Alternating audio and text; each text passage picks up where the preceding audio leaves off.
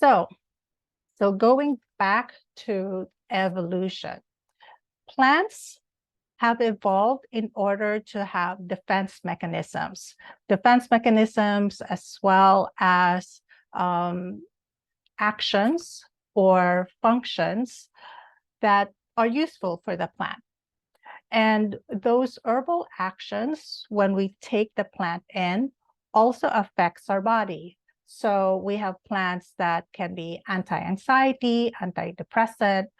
So all of these are just terminologies for each action that the plant can have.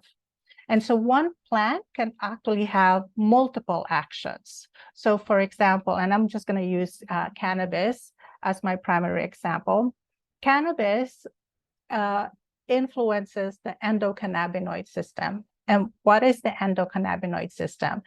Consider it as your thermostat of the body, meaning like if your temperature is really high, it's going to readjust it so that it's more about coming back into the balance. When it comes to pain, cannabis has that ability to negate some of the pain and lower the or increase the threshold of pain. Another thing that cannabis does is anti-anxiety. How does it do that? So the cannabis molecule, or actually the plant itself, cannabis itself, has more than 150 molecules, and we've only discovered uses for probably five or six of them. The most well-known is THC, which causes, a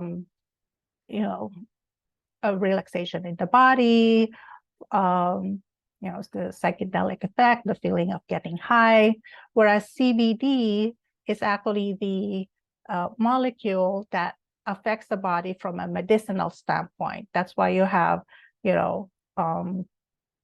pain regulation, like I said, anti-anxiety. If you take CBD within 15 minutes, typically within 15 minutes, you feel your anxiety lessen or diminish. And then from an inflammation standpoint as well, it also lowers the impact of stress so that your inflammation can be lowered as well. And so there's other plants that have similar effects. So it's not just cannabis. Elderberry doesn't have any psychoactive effect, but it does have immunity. It does boost your immunity, and which is like really helpful during the season now because we're in transition. So from summer to autumn, as the season changes, the body adjusts to it. And so we're being exposed to, it's the flu season. So highly recommend for you guys to take your elderberry so that your immune system can be boosted. Typically, when it comes to building immunity, I recommend starting a season prior to the season that you think you're going to have like your allergic reactions. So that helps, like I said, build up your armor against like what the stresses of the world is. So if you want to learn more about how plants work, or if you need recommendations on creation of flavor, these are the 3 books that I highly recommend from a beginner standpoint. Plant Magic by Christine Buckley. Actually, I feel like this book is digestible. It does show the actions of the herbs. It goes down to what an herb does, how it grows, how to use it in a culinary perspective. Christine Buckley used to work for a vegan vegetarian restaurant. So her work is definitely influenced by the culinary world. The Rebel's Apothecary by Jenny Sansucci uses both cannabis and mushrooms.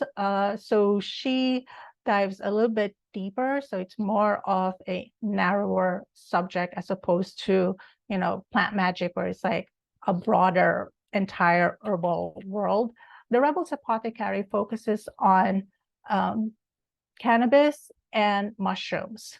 And I like this book because it also has the recipes, but it also helps you determine your dosage.